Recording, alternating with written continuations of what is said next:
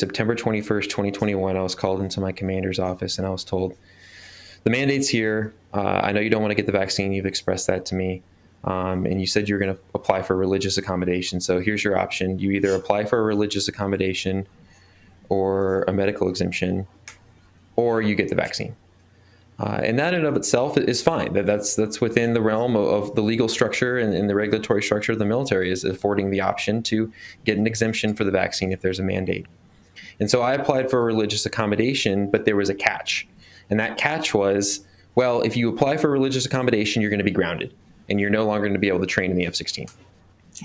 And that is where the issue kind of begins, because the Air Force's own policies on religious accommodation say that no adverse training decisions can be made based off of the application of a religious accommodation. So it was immediately contrary to the Air Force's own policies in this.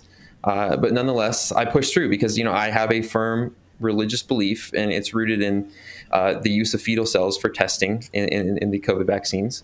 And I'm a devout Catholic and I'm pro-life. So I decided to press forward with that. And that has been my concern since the beginning of these vaccines. And so I requested that religious accommodation. I was grounded. And then I immediately filed an equal opportunity complaint against my command for grounding me over that. And to this day, a year later now, I have still not heard anything about that equal opportunity complaint. Even though I cited all the policy, I've had no communication and no adjudication of that complaint, which is concerning of itself, that the equal opportunity program is either that backed up or is somehow burying my paperwork. I'm not going to make any accusations, but I was ultimately denied that religious accommodation, and I appealed it. But what's interesting is in my denial, there were some interesting arguments made about why I had to get the vaccine. And some of those arguments included, you would have to wear a mask if you were flying, and you can't wear a mask when you're flying an F-16. And that's strange because masks have never been required for air crew in any capacity whatsoever. And I assume they mean like an N95 mask or something, but I wear a mask when I fly, and I'm in a jet by myself. So it's, the closest we'll get is like 20 feet away from each other. And that's social distancing. And I'm literally in like a bubble. It's like a COVID bubble, right? Yeah, under a canopy. The absurdity of this is almost incalculable. This is a virus that so far does not appear to transmit outdoors. You're in a plane alone, and there is no conceivable way that you could transmit this virus to anyone or catch it from anyone in this context, right? What's more, as if that weren't in and of itself catch-22 level absurdity, right? The vaccines don't prevent you from catching or transmitting this virus, and therefore the whole basis for this is about protecting, at best, and the argument is thin as can be, but at best, these vaccines can be argued to protect vulnerable people from severe consequences after they have caught the thing, right? That argument can't be made for somebody young and healthy like yourself. And so the only thing that protects this policy is that the people advancing it don't have to explain why, right? It can't be explained. There is no logic here that could explain why the military wants you to get this to protect you in your plane. It makes no sense. No sense exactly at all. Right. If the military was interested in you being protected, they would want you not to get the vaccine because it carries risks, and you're better off fending off the disease with your own natural immunity.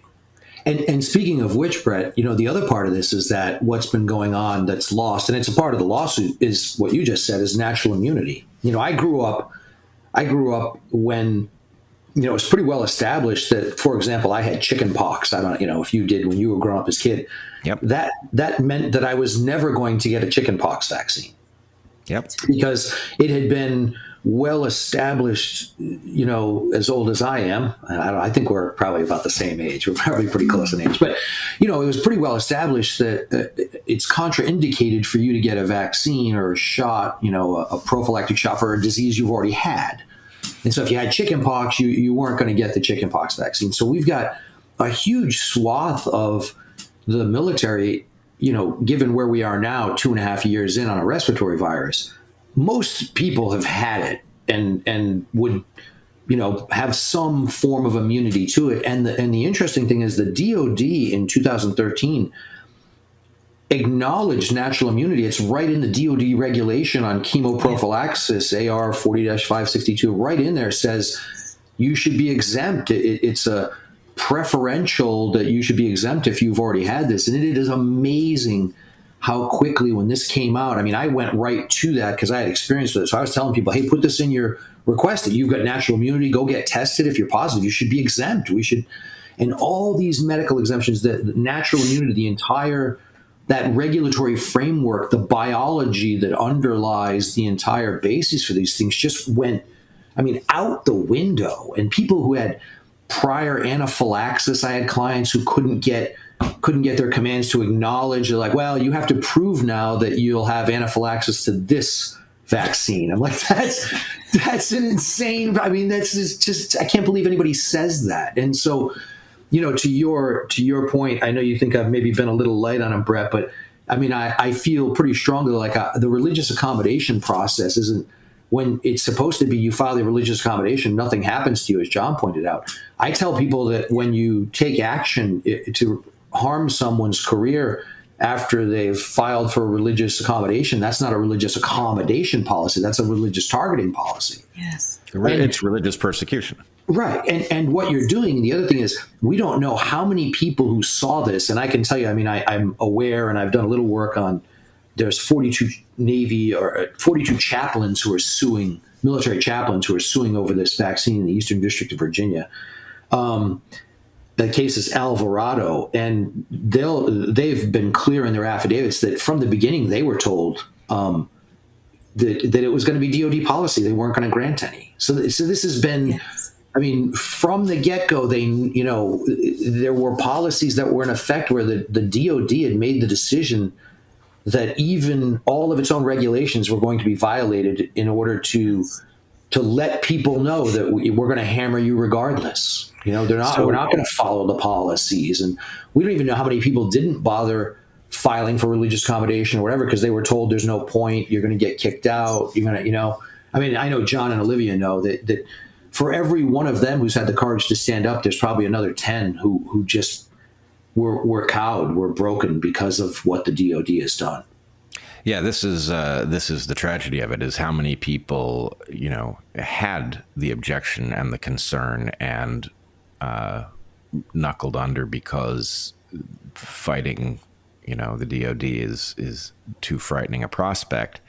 I will say that, again, the pattern is unmistakable. Yeah. Whatever this policy is, it is not medically based. Exactly. Right. And again, I don't know. I can't imagine if you talked to me 10 years ago and told me this sentence is going to come out of your mouth, I would have said, what would have to have happened in order for me to say that? But we have a policy in which we are mandating something that we are calling a vaccine that is really far more radical than a vaccine, that is not apparently based on medical well-being.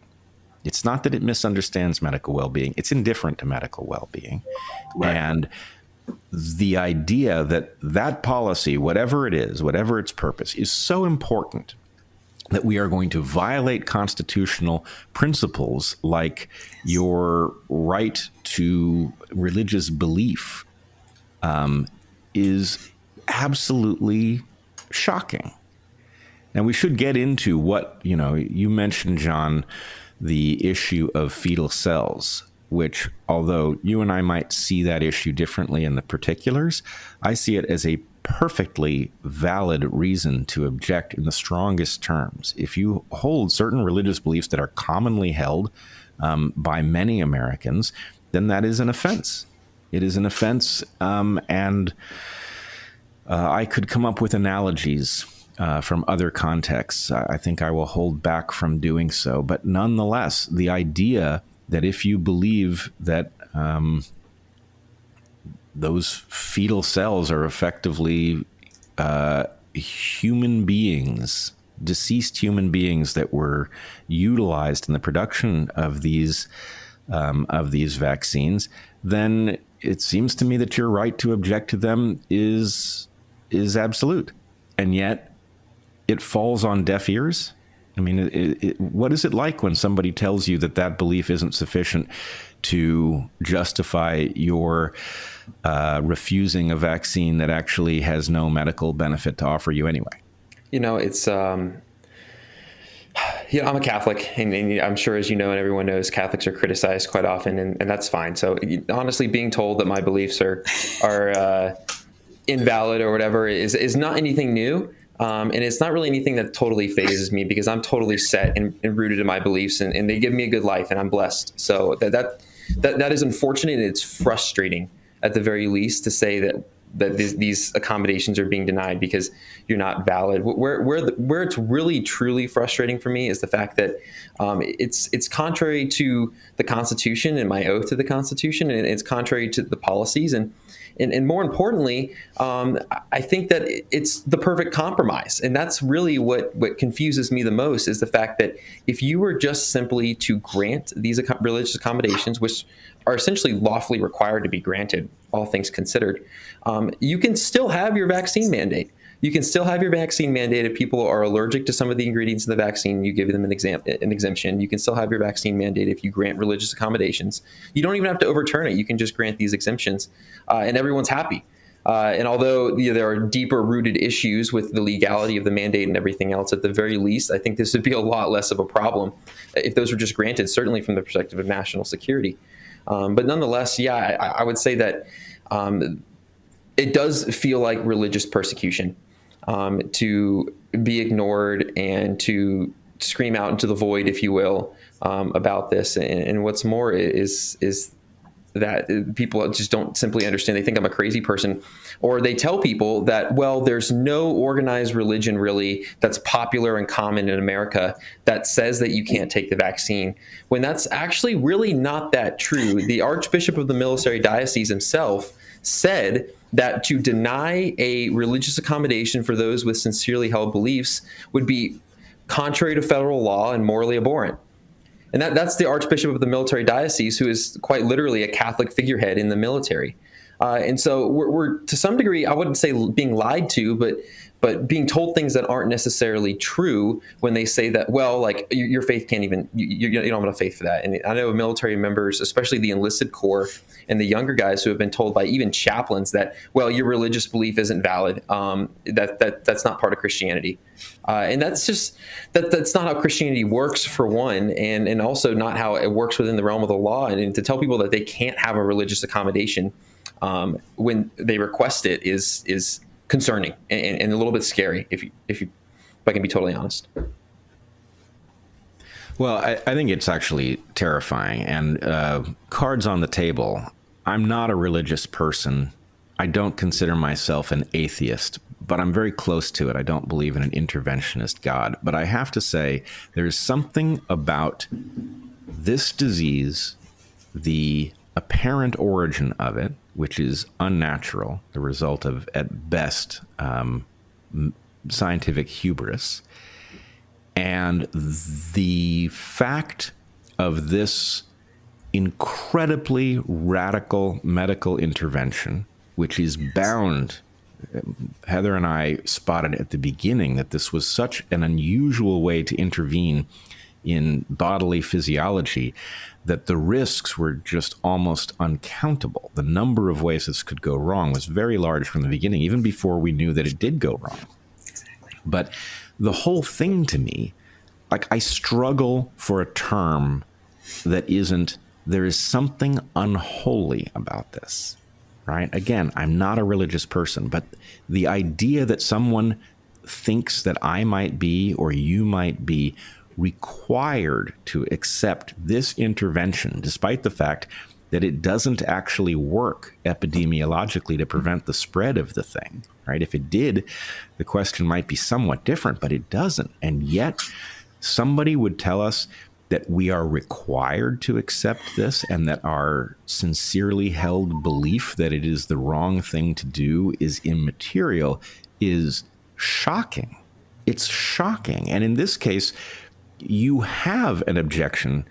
You know, I will say that the belief that Catholics hold about fetuses is it doesn't have to be perfectly philosophically consistent, but it is, right? If you believe in a God who intervenes in the affairs of humans, that decides that a child will come into the world, right? Then everything about your objection here flows very naturally from that belief, which frankly, although I don't believe it, nobody on earth can say it isn't true, right? It is a simple matter of this is where my understanding of the universe leads me. Nobody can tell you it isn't right. And if it is right, then of course it makes this objection very obvious and robust. And to be stared down by a military that can't explain in rational terms why it should want you to take this thing in the first place it's jaw-dropping.